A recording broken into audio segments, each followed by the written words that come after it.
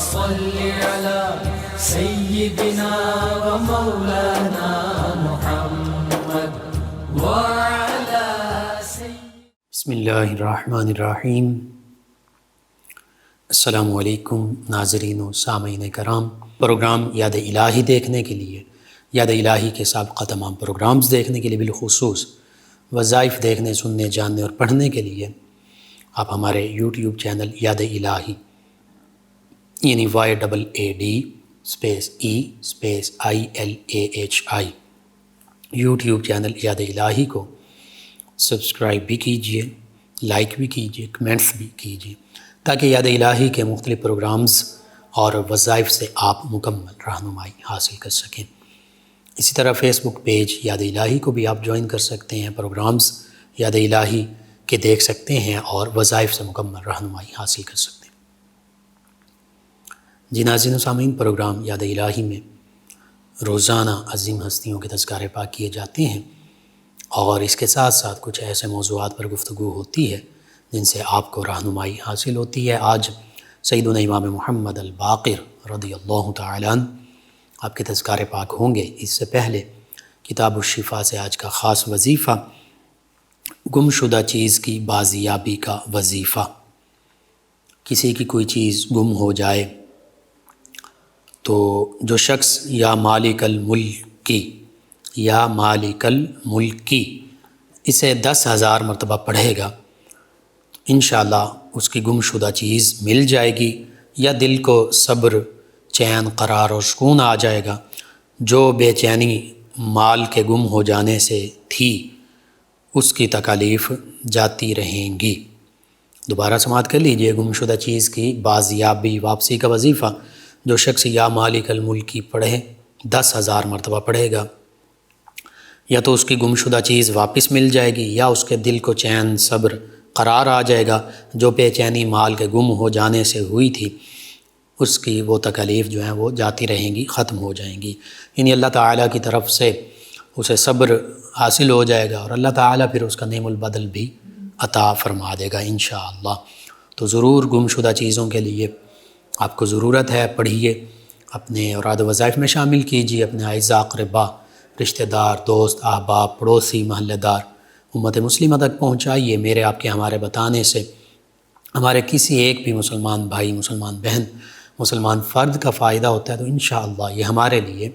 دین و دنیا آخرت میں بھلائی، فائدے، نجات اور شفا کا باعث ہوگا۔ اللہ سبحانہ و تعالی ہمیں آسانیاں عطا فرمائے، ہمیں آسانیاں بانٹنے والا بنائے، مشکلات سے ہماری حفاظت فرمائے، آمین۔ جی ناظرین و سامعین، سیدنا امام محمد الباقر رضی اللہ تعالی عنہ اہل بیت اطہار علیہم رضوان میں سے ایک عظیم ہستی اور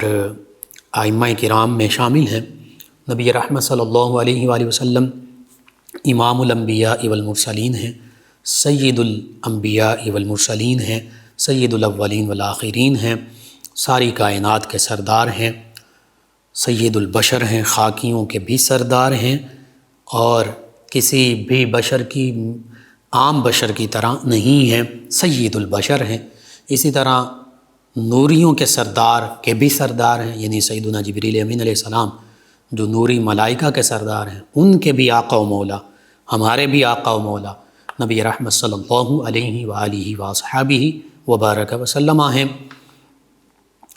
نبی کریم صلی اللہ علیہ وآلہ وسلم امام الانبیاء والمرسلین،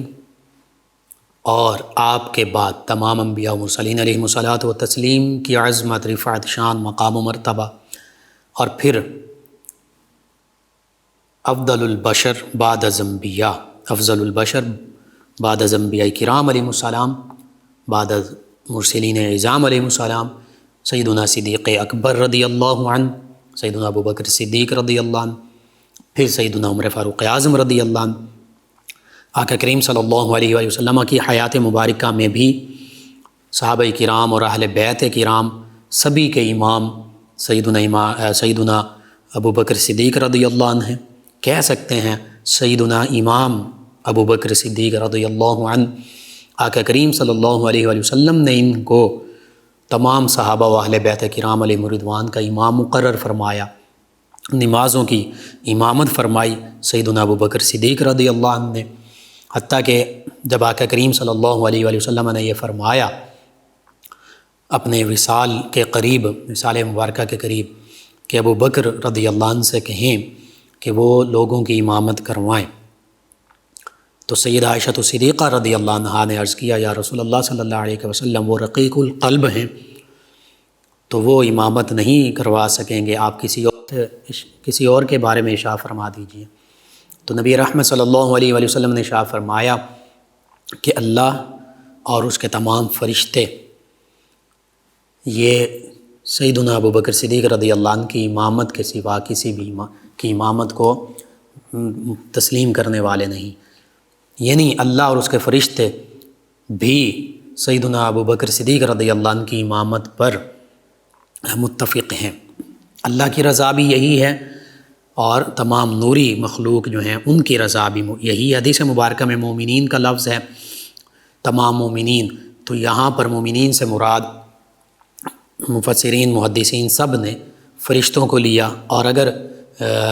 انسانوں کی بات کی جائے تو پھر تمام صحابہ کرام علیہم رضوان ہوں گے، یعنی اللہ کے نبی صلی اللہ علیہ وآلہ وسلم، اللہ رب العزت کی ذات بابرکات، اللہ کے پیارے حبیب صلی اللہ علیہ وآلہ وسلم، تمام صحابہ کرام، تمام اہل بیت کرام، حتیٰ کہ تمام فرشتے یہ سیدنا ابو بکر صدیق رضی اللہ عنہ کی امامت پر متفق ہیں اور راضی ہیں۔ تو یوں نبی کریم صلی اللہ علیہ وآلہ وسلم کے ظاہری عہد مبارکہ میں بھی سیدنا ابو بکر صدیق رضی اللہ عنہ ہی تمام صحابہ کرام اور اہل بیت کرام علیہم رضوان کے امام ٹھہرے، حتیٰ کہ سیدنا علی المرتضیٰ کرم اللہ وجہ الکریم اسی لیے فرمایا کرتے تھے کہ جنہیں آقا کریم صلی اللہ علیہ وآلہ وسلم نے ہمارا امام مقرر فرمایا، دینی پیشوا مقرر فرمایا، روحانی پیشوا مقرر فرمایا، ہم انہیں اپنے دنیاوی معاملات یعنی خلافت کے لیے بھی ہم انہیں تسلیم کرتے ہیں، انہیں اللہ کے رسول صلی اللہ علیہ وآلہ وسلم کا خلیفہ مانتے ہیں، خلیفۃ الرسول مانتے ہیں۔ اور یہاں تک فرمایا سیدنا علی المرتضیٰ کرم اللہ وجہ الکریم نے کہ جب نبی کریم صلی اللہ علیہ وآلہ وسلم نے سیدنا ابو بکر صدیق رضی اللہ عنہ کو ہمارا امام بنایا تو فرمایا میں وہاں موجود تھا، وہاں سے غیر حاضر نہیں تھا، غائب نہیں تھا، لیکن آقا کریم صلی اللہ علیہ وآلہ وسلم نے جنہیں ہمارا امام بنا دیا، ہمارا پیشوا بنا دیا، ہم انہیں اپنا امام تسلیم کرتے ہیں۔ تو پہلے امام سیدنا ابو بکر صدیق رضی اللہ عنہ، پھر دوسرے امام سیدنا عمر فاروق اعظم رضی اللہ عنہ، تیسرے امام سیدنا عثمان ذو النورین رضی اللہ عنہ، پھر چوتھے امام سیدنا علی المرتضیٰ رضی اللہ عنہ، پھر پانچویں امام سیدنا امام حسن رضی اللہ عنہ، پھر چھٹے امام سیدنا امام حسین رضی اللہ عنہ، پھر سیدنا امام حسن رضی اللہ عنہ کے صاحبزادے بھی ائمہ ہیں، امام گزرے ہیں،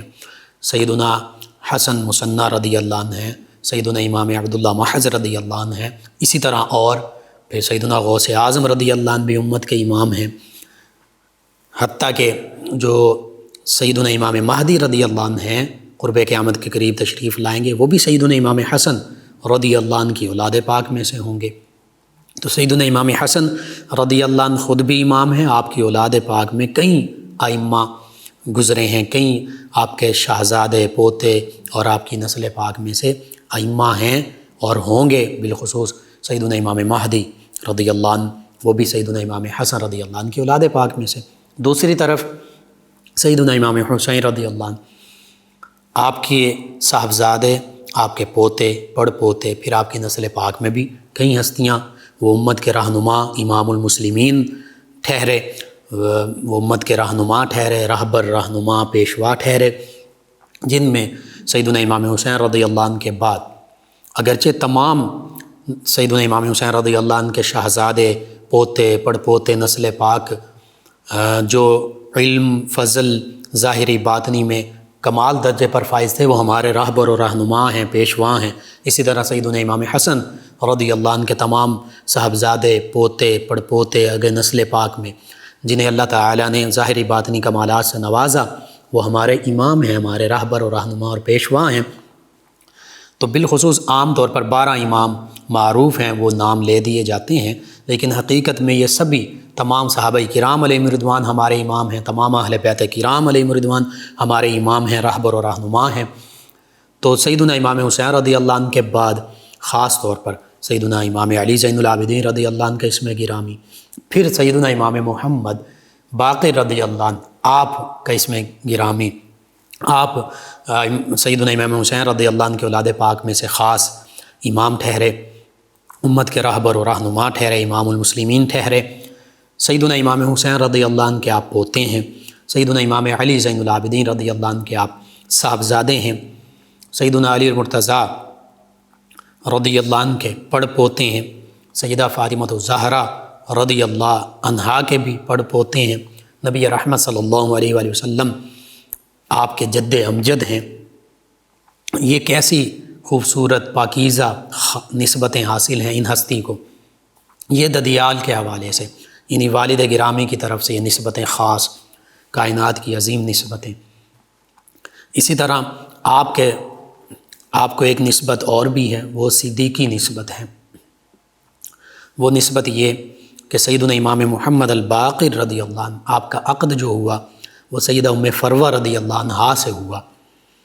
سیدنا علی المرتضیٰ رضی اللہ عنہ کے پڑپوتے ہیں آپ، تو سیدہ ام فروہ رضی اللہ عنہا جو ہیں یہ سیدنا ابو بکر صدیق رضی اللہ عنہ کی پڑپوتی بھی ہیں، پڑ نواسی بھی ہیں۔ تو یوں سیدنا ابو بکر صدیق رضی اللہ تعالی عنہ کے ساتھ آپ کو خاص نسبت ہے۔ سیدنا ابو بکر صدیق رضی اللہ عنہ آپ کے سسر ہوئے، اس حوالے سے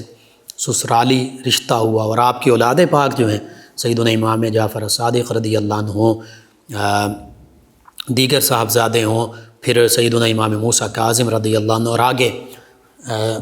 ساری اہل بیت اطہار علیہم رضوان سبھی ہستیاں، ان کا ننیال جو ہے وہ پھر سیدنا ابو بکر صدیق رضی اللہ عنہ کا خانوادہ ٹھہرتا ہے۔ ددیال بھی عظیم، نبی کریم صلی اللہ علیہ وآلہ وسلم، سیدہ فاطمہ الزہرا رضی اللہ عنہا، سیدنا علی المرتضیٰ رضی اللہ عنہ، اور ننیال ان کے اولاد پاک کا، یعنی سیدنا امام جعفر صادق رضی اللہ عنہ، ان کا ننیال جو ہے وہ بھی عظیم۔ آپ کا سسرال سیدنا امام محمد الباقر رضی اللہ عنہ کا۔ بہرحال اسم گرامی آپ کا محمد ہے، اور اہل بیت کرام میں خاص طور پر یہ نامی اسم گرامی جو نبی کریم رؤوف الرحیم علیہ الصلاۃ والتسلیم کی نسبت سے ہے، محمد، یہ آپ ہی کا نام ہے، آپ ہی کا اسم گرامی ہے۔ باقر آپ کی کنیت ہے، آپ کا لقب ہے۔ کنیت میں تو ابو جعفر بھی آپ کی کنیت ہے، ابو اسماعیل بھی دوسرے صاحبزادے جو ہیں ان کی نسبت سے، لیکن لقب آپ کا خاص جو مشہور ہوا، معروف وہ باقر ہے۔ باقر کا معنی ہے وسعت والا، علمی وسعت والا، حتیٰ کہ علم کی گہرائیوں میں پہنچنے والا، علم کو واشگاف کرنے والا، نکھار کر سامنے لانے والا، یہ آپ کا اسم گرامی ہے،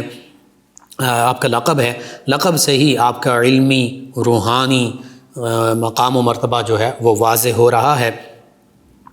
اور پھر آپ کی والدہ، یہ بھی بڑی اہم بات، والد گرامی سیدنا امام علی زین العابدین رضی اللہ عنہ ہیں، امام محمد باقر رضی اللہ عنہ کے، اور والدہ کون ہے؟ والدہ سیدہ فاطمہ ام عبداللہ بنت سیدنا امام حسن رضی اللہ عنہ ہیں، یعنی والد جو ہیں وہ سیدنا امام حسین رضی اللہ عنہ کے صاحبزادے، اور والدہ جو ہیں وہ سیدنا امام حسن رضی اللہ عنہ کی صاحبزادی۔ تو آپ وہ پہلی شخصیت ہیں اہل بیت کرام علیہم رضوان میں کہ جو حسنی بھی ہیں، حسینی بھی ہیں، اور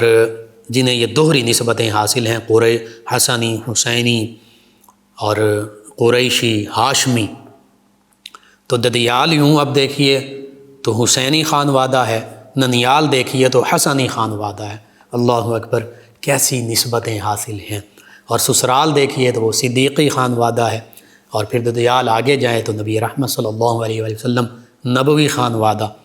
تو کیسی کیسی عظیم نسبتیں حاصل ہیں۔ انہی نسبتوں پر ہی ہم کلام کرتے رہیں تو وقت کم پڑ سکتا ہے، اور بالکل حقیقت یہ ہے، یہ نسبتیں اتنی خاص ہیں، اتنی عظمت اور شان والی ہیں، تو پھر اللہ تعالیٰ نے آپ کو یہ ساری عظمتیں، یہ رفعتیں، یہ شانیں عطا فرمائیں کہ والد اور والدہ کی طرف سے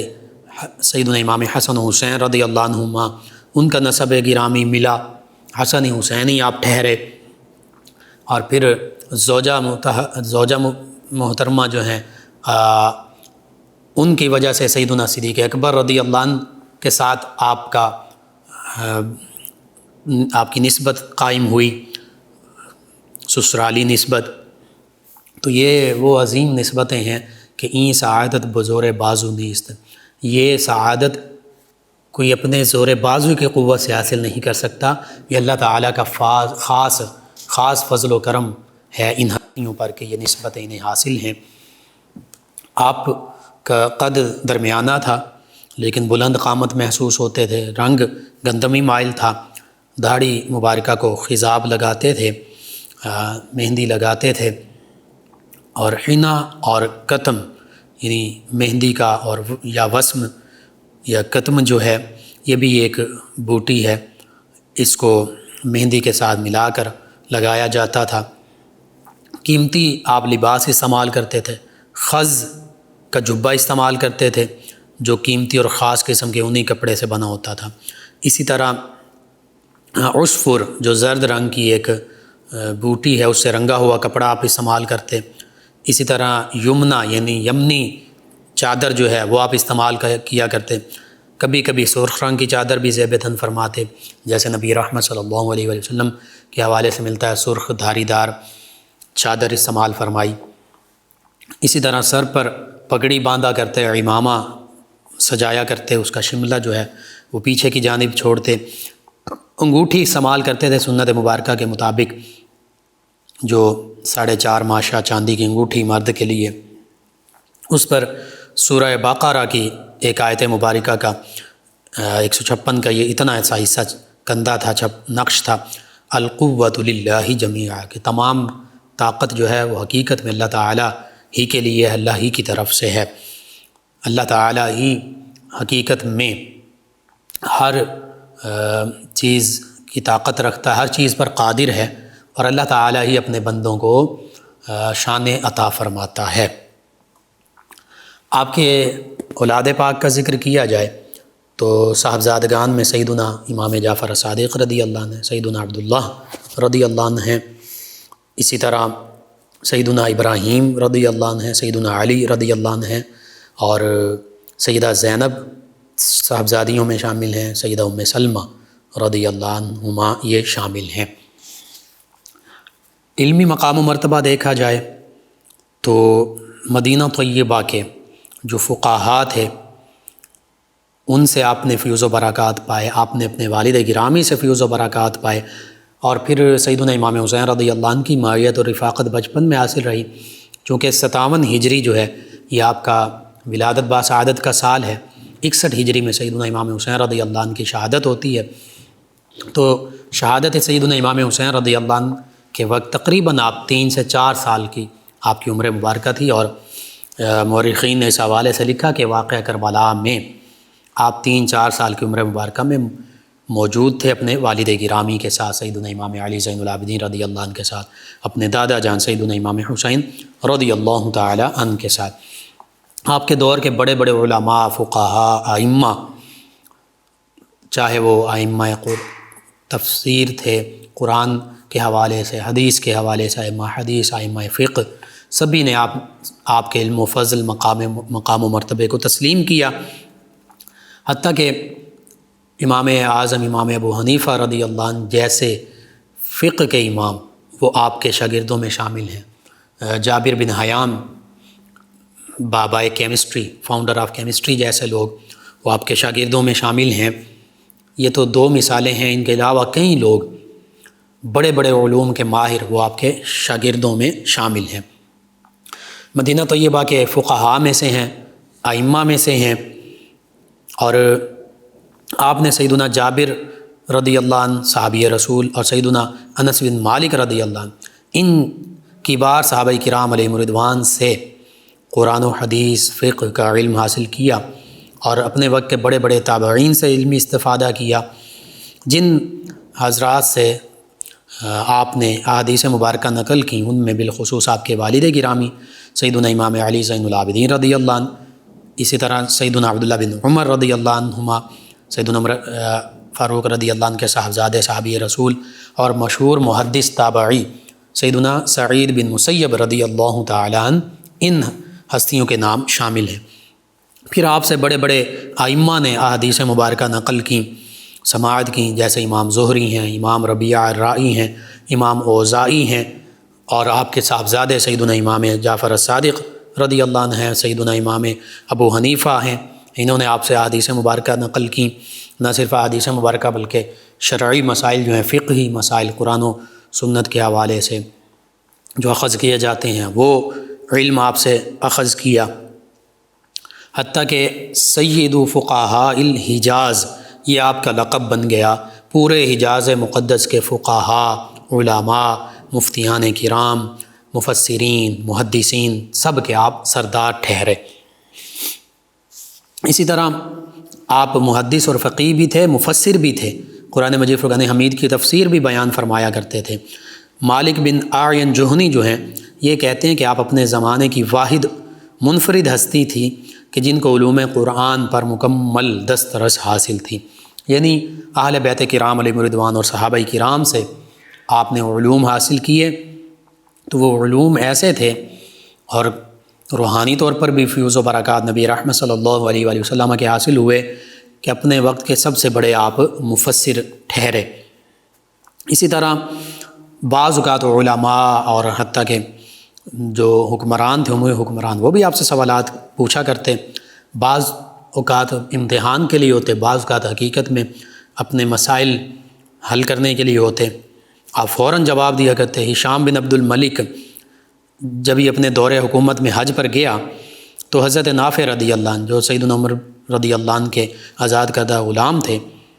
وہ بھی ساتھ تھے۔ حضرت نافع رضی اللہ عنہ نے دیکھا کہ بیت اللہ کے پاس ایک شخصیت بیٹھی ہیں جن کے ارد گرد لوگوں کا ہجوم ہے، تو انہوں نے ہشام سے پوچھا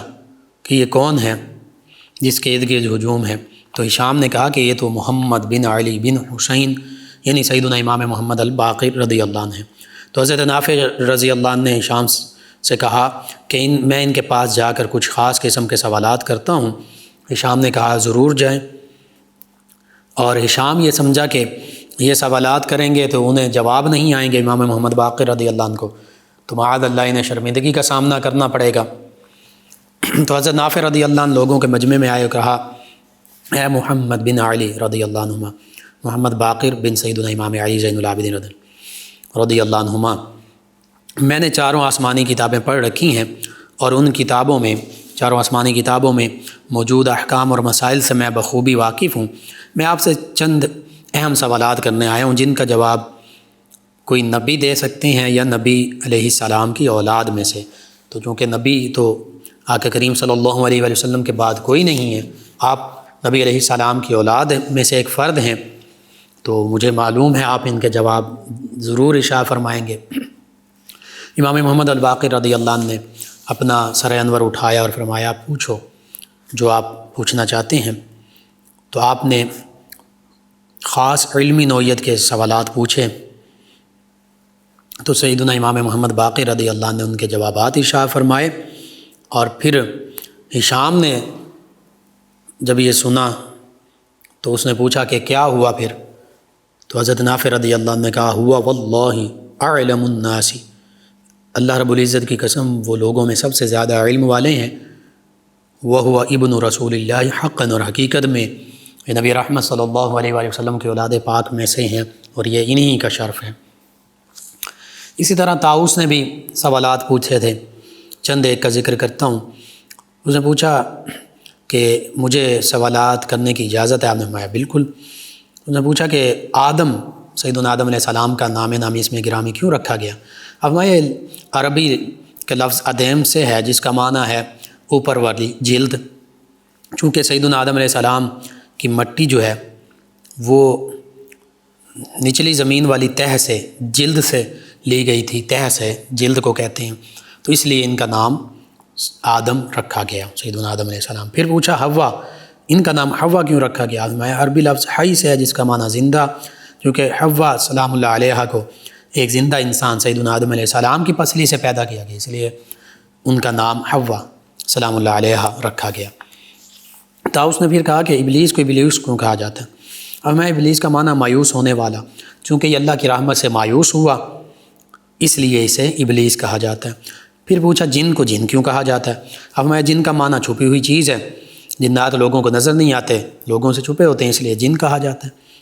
پھر پوچھا کہ وہ کون سا جھوٹ ہے جو سب سے پہلے بولا گیا اور کس نے بولا تھا؟ تو فرمایا وہ جھوٹ شیطان نے بولا تھا، اور وہ جھوٹ یہ تھا کہ انا خیر من، یہ جھوٹ کہ میں اس سے بہتر ہوں صرف اس وجہ سے، خلقتنی من نار و خلقتہ من طین، کہ اللہ تو نے مجھے آگ سے پیدا فرمایا اور آدم علیہ السلام کو مٹی سے پیدا فرمایا۔ تو اس کی دانست میں وہ سمجھتا کہ آگ بہتر ہے، تو وہ سمجھتا تھا چونکہ آگ بہتر ہے اس کی دانست میں، تو میں بہتر ہوں، میں افضل ہوں، میں انہیں سجدہ کیوں کروں؟ حالانکہ یہ جھوٹ تھا، آگ بہتر نہیں ہے۔ اسی طرح طاؤس نے پوچھا کہ مجھے اس رسول کے بارے میں بتائیں جسے اللہ نے بھیجا، لیکن نہ وہ جنات میں سے تھے وہ رسول، نہ انسانوں میں سے، نہ فرشتوں میں سے، اور اس کا تذکرہ قرآن مجید میں بھی ہے۔ تو ہمارے اس رسول سے مراد ہے بھیجا جانے والا، بھیجی جانے والی کوئی چیز۔ ہمارا وہ کوا ہے جس کو اللہ تعالیٰ نے اس وقت بھیجا تھا جب قابیل نے اپنے بھائی حابیل کو قتل کر دیا تھا، اور اس کوے نے پھر دکھایا دوسرا کوا جو مرا کیسے دفن کرنا ہے، کیسے زمین میں چھپانا ہے۔ پھر کہا کہ وہ کون سی چیز ہے جو بڑھتی بھی ہے گھٹتی بھی ہے، اور وہ کون سی چیز ہے جو گھٹتی ہے بڑھتی نہیں، وہ کون سی چیز ہے جو نہ گھٹتی ہے نہ بڑھتی ہے؟ فرمایا جو چیز گھٹتی اور بڑھتی ہے دونوں چیزیں ہیں، وہ چاند ہیں۔ چاند کم بھی ہوتا ہے، گھٹ بھی رہا ہے، بڑھ بھی رہا ہے، باریک بھی ہوتا ہے، پورا بھی ہو جاتا ہے۔ جو گھٹتی اور بڑھتی نہیں ہے، جو گھٹتی ہے اور بڑھتی نہیں ہے فرمایا وہ عمر ہے، زندگی۔ اور فرمایا جو نہ گھٹتی ہے نہ بڑھتی ہے فرمایا وہ سمندر ہے، نہ گھٹتا ہے نہ بڑھتا ہے۔ اسی طرح فرمایا کہ وہ کون سے لوگ تھے جنہوں نے سچی گواہی دی، گواہی سچی دی لیکن جھوٹے تھے؟ فرمایا وہ منافقین تھے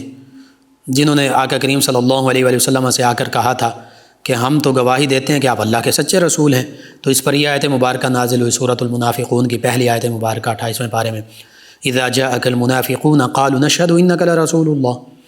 واللہ یعلم انک لرسولہ واللہ یشہد ان المنافقین لکاذبون، کہ جب منافق لوگ آپ کے پاس آتے ہیں تو کہتے ہیں اے نبی صلی اللہ علیہ وآلہ وسلم ہم گواہی دیتے ہیں آپ اللہ کے سچے رسول ہیں، اور اللہ جانتا ہے کہ آپ واقعی اللہ کے سچے رسول ہیں، لیکن اللہ گواہی دیتا ہے کہ یہ منافق لوگ جھوٹے ہیں۔ یہ حقیقت ہے کہ اللہ کے نبی صلی اللہ علیہ وآلہ وسلم اللہ کے سچے نبی، سچے رسول، آخری نبی، آخری رسول ہیں، لیکن جو منافق کہہ رہے ہیں یہ جھوٹے ہیں، یعنی یہ صرف زبان سے کہہ رہے ہیں، دل سے یہ تصدیق نہیں کرتے، اس لیے یہ اپنے اس دعوے میں جھوٹے ہیں، یہ مومن نہیں ہیں، یہ منافق ہیں۔ تو یوں طاؤس نے کئی سوالات کیے، امام محمد الباقر رضی اللہ عنہ نے بڑی تفصیل کے ساتھ تسلی بخش جواب دیے۔ تو طاؤس جو ہے وہ بھی مان گیا کہ اللہ تعالیٰ نے آپ کو واقعتاً بہت علم اور مقام و مرتبہ عطا فرمایا ہے۔ اب کے حوالے سے یہ بھی ملتا ہے کہ ہشام بن عبد الملک جو ہے اموی حکمران، اس نے آپ کا جب دیکھا کہ لوگوں کی توجہ آپ کی طرف ہے، جوک در جوک آپ کی بارگاہ میں حاضر ہوتے ہیں، تو اس نے آپ کو قید کروا دیا۔ بعض روایات میں یہ بھی ہے کہ آپ کو زہر دیا گیا اور آپ کو شہید کروایا گیا، پھر دمشق سے آپ کو جلا وطن کیا گیا، حتیٰ کہ یہاں تک اعلان کروا دیا کہ بعض روایات میں یہ ہے کہ ان کے لیے کسی قسم کا کوئی انتظام نہ کیا جائے کھانے پینے کا۔ اللہ تعالیٰ نے آپ کو بڑا مقام و مرتبہ عطا فرمایا، حج کیا کرتے تھے، اللہ کی بارگاہ میں سر بسجود اکثر رہتے، گریہ زاری کرتے، روتے رہتے، نفل ادا کیا کرتے۔ کعبۃ اللہ جب پہنچے تو کعبۃ اللہ کو دیکھ دیکھ کر رونے لگے، اور یہاں تک سجدے میں گئے تو جہاں سجدے میں تھے وہ جگہ آنسوؤں سے بھیگ گئی۔ یہ آپ کا اللہ کی بارگاہ میں سر بسجود ہونے کا انداز۔ پھر جب سیدنا عمر بن عبدالعزیز رضی اللہ عنہ یہ خلیفہ وقت بنے، جنہوں نے خلفائے راشدین کا وقت دوبارہ یاد دلا دیا، وہ دور، اس کی برکتیں دوبارہ لوٹیں جو صحابہ کرام علیہم رضوان اور اہل بیت کرام علیہم رضوان اور نبی رحمت صلی اللہ علیہ وآلہ وسلم تمام ہستیوں سے محبت بھی کرنے والے اور ان کے نقش قدم پر چلنے والے تھے۔ آپ مسلمانوں کے خلیفہ بنے تو سیدنا امام محمد الباقر رضی اللہ عنہ کو بڑے اعزاز اور اکرام سے اپنے ہاں مدینہ طیبہ آنے کی دعوت دی۔ سیدنا امام محمد باقر رضی اللہ عنہ تشریف لائے۔ جب دمشق پہنچے تو عام لوگوں کی طرح وہ بھی باہر بیٹھ گئے۔ جب آپ کو پتہ چلا تو سیدنا عمر بن عبدالعزیز رضی اللہ عنہ کو آپ خود باہر حاضر ہوئے اور سیدنا امام محمد باقر رضی اللہ عنہ کا استقبال کیا اور خود اپنے ساتھ انہیں دارالخلافت میں لے کر پہنچے۔ کچھ دیر امام محمد باقر رضی اللہ عنہ کے پاس ٹھہرے۔ جب روانگی کا ارادہ فرمایا تو سیدنا امام محمد باقر رضی اللہ عنہ نے فرمایا کہ اے امیر المومنین مجھے اجازت، میں واپس جانا چاہتا ہوں۔ تو سیدنا عمر بن عبدالعزیز رضی اللہ عنہ نے عرض کیا کہ اے ابو جعفر رضی اللہ عنہ مجھے کچھ نصیحت فرماتے جائیے۔ تو اس موقع پر آپ نے نصیحت فرمائی کہ اللہ کے خوف کو لازم پکڑنا، تقوی اور خشیت اختیار کرنا، اپنے سے بڑے ہر شخص کو والد کی طرح سمجھنا، والد کا درجہ دینا، اپنے سے چھوٹے ہر شخص کو اولاد کا درجہ دینا اور باقی لوگوں کو بھائی کا درجہ دینا۔ یہ مختصر سی نصیحت آپ نے سنی اور کہا کہ اللہ تعالیٰ آپ کا بھلا کرے، آپ نے تو اس چھوٹے سے جملے میں میرے لیے اور پورے تمام حکمرانوں کے لیے بڑی خیر کو جمع کر دیا۔ اور حقیقت یہی ہے، حکمران اگر اپنے سے بڑوں کو اپنے والدین کا درجہ دیں، مرد عورتوں کو ماں باپ سمجھیں، اپنے برابر کو بہن بھائیوں کا درجہ دیں، اپنے سے چھوٹوں کو بیٹے بیٹیوں کا درجہ دیں، تو پھر کبھی ایسا نہیں ہو سکتا کیا کوئی اپنے والدین، بہن بھائیوں، بیٹے بیٹیوں کے ساتھ برا سلوک کر سکتا ہے؟ ہرگز نہیں۔ تو یہ بہت خاص نصیحت ہے، قیمتی، عمدہ، سنہری نصیحت ہے۔ اسی طرح آپ کے ارشادات، آپ کی تعلیمات بے شمار ہیں۔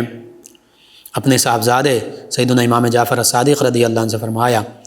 کہ اللہ تعالیٰ نے 3 چیزوں کو 3 چیزوں میں چھپا کر رکھا ہے،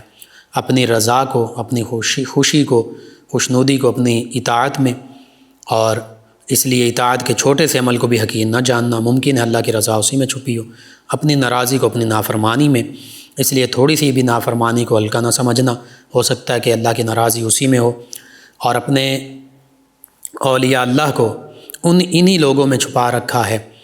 عام لوگوں میں، لہذا کسی بھی شخص کو گھٹیا حقیر نہ سمجھنا، کیا پتہ وہی اللہ کا ولی ہو، اللہ کا نیک بندہ ہو۔ تو یہ نصیحتیں آج بھی ہمارے لیے مشعل راہ ہیں۔ پھر اپنے شاگرد سے فرمایا 5 باتوں پر عمل کرنا، کوئی تم پر ظلم کرے تو تم کسی پر ظلم نہ کرنا، کوئی تمہارے ساتھ لوگ خیانت کریں تم کسی سے خیانت نہ کرنا، کوئی تم سے جھوٹ بولے تم غصے نہ ہونا، کوئی تمہاری تعریف کرے تو تکبر مت کرنا، کوئی برائی بیان کرے تو گھبرانا مت۔ کیسی کیسی عمدہ نصیحتیں ہیں۔ آج بھی ضرورت اس امر کی ہے کہ ہم نبی رحمت صلی اللہ علیہ وآلہ وسلم، صحابہ کرام علیہم رضوان، اہل بیت کرام علیہم رضوان، اور چونکہ ان ہستی کا ذکر ہوا تو ان ہستیوں کی تعلیمات پر عمل پیرا ہونے والے بن جائیں۔ محبت کا تو ہم دعویٰ کرتے ہیں، دم بھرتے ہیں، اس محبت کا تقاضا یہ ہے کہ ان ہستیوں کے ہم نقش قدم پر چلنے والے بن جائیں۔ یہ سخاوت فرماتے تھے، اپنا سب کچھ لوگوں کی ضرورتوں پر خرچ کر دیا کرتے تھے، لوگوں کے ساتھ نرمی، محبت کا معاملہ، شفقت کا انداز اختیار کرتے تھے۔ کوئی ناانصافی، ظلم، زیادتی کرتا اللہ پر چھوڑ دیتے۔ یہ ان ہستیوں کا معاملہ تھا۔ آج بھی ضرورت اس امر کی ہے کہ ہم اسلام کی حقیقی تعلیمات، جن پر یہ عمل پیرا تھے ہستیاں، ان پر عمل پیرا ہونے والے بن جائیں۔ تو پھر دیکھیے حکمران بھی، عوام بھی، امت مسلمہ بھی، پھر دیکھیے کیسے مسلمان اپنا کھویا ہوا وقار، عروج، اوج کمال پا سکتے ہیں۔ اللہ سبحانہ و تعالی ہمیں ان معروضات پر عمل پیرا ہونے کی توفیق عطا فرمائے، امت مسلمہ کو اوج کمال، سربلندیاں عطا فرمائے، آمین۔ اللہم صلی علی سیدنا و مولانا محمد وعلی آپ سماعت فرما رہے ہیں پروگرام یاد الہی۔ ناظرین و سامعین، اس دوران ہمیں جوائن کیا نعمت علی صاحب ہیں، چک نمبر 104 سے، کہتے ہیں آپ کا پروگرام بہت اچھا ہے۔ جی شکریہ آپ کا، اللہ تعالیٰ آپ کو سننے کے لیے جزائے خیر عطا فرمائے۔ 208 چک ڈوگرا والا سے ہیں چودھری اقبال گجر صاحب، اللہ وسایہ بجلی والے ہیں، کہتے ہیں ہم پروگرام سن رہے ہیں اور السلام علیکم کہا جی وعلیکم السلام۔ ان کے علاوہ چنیوٹ سے ہیں منشا ڈوگر صاحب، کہتے ہیں آپ کا پروگرام سن رہا ہوں اور کہا السلام علیکم جی وعلیکم السلام۔ ایک اور لسنر ہیں ہمارے ریگولر لسنرز میں ہی 208 چک ڈوگرا والا سے، کہتے ہیں السلام علیکم جی وعلیکم السلام، کہتے ہیں کہ آپ کا پروگرام ہم سن رہے ہیں۔ افتخار ڈوگر صاحب، غلام رسول صاحب، احمد صاحب، غلام حسین صاحب، محمد علی عباس صاحب، آپ تمام ویورز لسنرز کا شکریہ، آپ ہمیں جوائن کرتے ہیں۔ ایک اور لسنر ہیں، نام غالباً انہوں نے نہیں لکھا، کہتے ہیں السلام علیکم جی وعلیکم السلام، کہتے ہیں مسئلہ یہ ہے کہ میں بہت کوشش کرتا ہوں نماز قضا نہ ہو جائے، لیکن پھر بھی نماز قضا ہو جاتی ہے۔ کہتے ہیں نماز وقت پر پابندی سے نہیں ہوتی، کوئی وظیفہ بتائیں کہ نماز کا عادی بن جاؤں۔ جی میں عرض کرتا ہوں، سب سے بڑا وظیفہ تو خوف خدا ہے، موت کو یاد رکھنا ہے، اور دوسرا وظیفہ یہ ہے عملی، جو نماز پڑھنے والے لوگ ہیں ان کے ساتھ سلام دعا رکھیں، ان کے پاس اٹھیں بیٹھیں، انشاءاللہ جیسی سنگت ویسی رنگت، جیسے لوگوں کے پاس بیٹھیں گے ویسے ہو جائیں گے۔ اور تیسرا یہ کہ جب اذان ہو، جیسے ہی اذان ہو فوراً مسجد کی طرف چل پڑیے، دیر نہ کیجیے، چاہے گھر سے وضو کر لیجئے چاہے مسجد میں جا کر وضو کر لیجئے، بہتر یہی ہوتا ہے، زیادہ ثواب ہے گھر سے وضو کر کے انسان جائے۔ اور وظیفہ میں عرض کر دیتا ہوں، آپ استغفار کی کثرت کیجیے، استغفر اللہ اتنا، یا استغفر اللہ ربی من کل ذنب و اتوب الیہ، یا صرف یا غفارو یا غفارو، یا تینوں ہی وظیفے کر سکتے ہیں، یہ کیجیے، اللہ سے دعا بھی مانگیے، انشاءاللہ اللہ تعالیٰ بہتری فرمائے گا۔ ایک اور لسنر ہیں، کہتے ہیں السلام علیکم انکل جی، جی وعلیکم السلام، کہتے ہیں آئی ایم آنیسا، آپ کا پروگرام روزانہ کی طرح بڑا زبردست ہے، اللہ تعالیٰ آپ کو صحت تندرستی والی لمبی عمر عطا فرمائے، آمین۔ جی شکریہ بیٹا آپ کا بھی، تمام ویورز لسنرز کا، اللہ تعالیٰ آپ سب کو دین و دنیا آخرت کے تمام بھلائیاں عطا فرمائے، مجھے بھی عطا فرمائے، آمین۔ خالد گلزار پوری صاحب ہیں، فرحان پوری صاحب ہیں، سلمان پوری صاحب ہیں، عبداللہ پوری صاحب ہیں، مصطفیٰ آباد فیصل آباد سے، کہتے ہیں پروگرام بہت اچھا ہے، اللہ تعالیٰ آپ کو خوش رکھے، آمین۔ جی شکریہ آپ کا بھی۔ ایک اور لسنر ہیں محمد طاہر آوان صاحب، کہتے ہیں السلام علیکم مولانا صاحب، جی وعلیکم السلام، کہتے ہیں سر رزق میں تنگی ہے، کوئی وظیفہ بتا دیں، شکریہ۔ جی وما اصابکم من مصیبۃ فبما کسبت ایدیکم ویعفو عن کثیر، میرے آپ کے ہم سب تمام مسلمانوں کے لیے اللہ کا پیغام ہے۔ اللہ فرماتا ہے کہ تمہیں جو بھی مصیبت تنگی پریشانی پہنچتی ہے، فرماتا ہے کہ یہ تمہارے اپنے ہاتھوں کی کمائی ہے، ویعفو عن کثیر، اللہ فرماتا ہے اللہ تو کثیر چیزیں تمہارے معاملات معاف فرما دیتا ہے، حقیقت یہی ہے۔ اس لیے میں آپ ہم سب اپنے آپ کو بہتر کریں، سب سے پہلے اپنے عقائد، اپنے تھاٹس، اپنے نظریات وہ درست کریں، کوئی بھی ہمارا نظریہ عقیدہ وہ قرآن و سنت کے خلاف نہ ہو، اللہ کے حبیب صلی اللہ علیہ وسلم، صحابہ کرام، اہل بیت کرام، اولیاء کاملین صالحین، ان کے حوالے سے کوئی بھی گستاخی والا تنقیصانہ عقیدہ نہ ہو، پھر ہم نماز تلاوت کی پابندی کریں، شریعت مطہرہ کی پابندی کرنے کی کوشش کریں، اس کے ساتھ خاص طور پر آپ کے لیے اور تمام امت مسلمہ کے لیے یا رزاقو، ایک تو اس کو کثرت سے پڑھیں، اللہ تعالیٰ رزق عطا فرمانے والا، دوسرا یا مسبب الاسباب، یا مسبب الاسباب، یہ پڑھتے رہیں اے بہتر اسباب پیدا فرمانے والے، اور تیسرا استغفار اور درود پاک کی کثرت کریں۔ یہ دو تین چیزیں آپ کرتے رہیں نماز اور تلاوت کے ساتھ، اور اللہ سے رو کر گر گرا کر تنہائی میں دعا مانگیں، سجدے میں پڑھ کر دعا مانگیں، انشاءاللہ دیکھیے اللہ تعالیٰ دعائیں قبول فرمانے والا، اجیب دعوت الداعی اذا دعان فلیستجیبوا لی ولیؤمنوا بی لعلہم یرشدون، اللہ فرماتا ہے تم مجھ سے دعا مانگو، میں تمہاری دعاؤں کو سنتا بھی ہوں، قبول بھی کرتا ہوں، اور فلیستجیبوا لی، میں ہی اسے قبول کرنے والا ہوں۔ تو بالکل آپ ان چیزوں پر عمل کیجئے، اللہ تعالیٰ بہتری فرما دے گا۔ آپ تمام ویورز کا، لسنرز کا شکریہ، آپ ہمیں جوائن کرتے ہیں، پروگرام یاد الہی میں شامل ہوتے ہیں، اپنے فیڈ بیک سے ہمیں آگاہ کرتے ہیں۔ ناظرین و سامعین، پروگرام یاد الہی کا وقت ختم ہو جاتا ہے، انشاءاللہ کل صبح دوبارہ آپ سے ملاقات ہوگی۔ پروگرام یاد الہی میں اپنے میزبان محمد لقمان رضا اور ہماری ٹیم کو اجازت دیجیے، اللہ نگہبان۔ اللہم صل علی سيدنا ومولانا